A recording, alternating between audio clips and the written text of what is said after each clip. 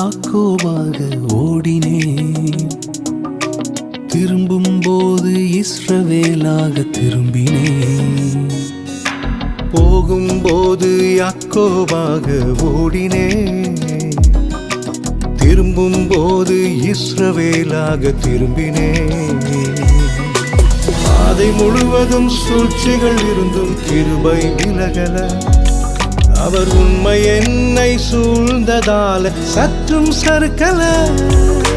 பாதை முழுவதும் சூழ்ச்சிகள் இருந்தும் கிருபை விலகல, அவர் உண்மை என்னை சூழ்ந்ததால சற்றும் சறுக்கல.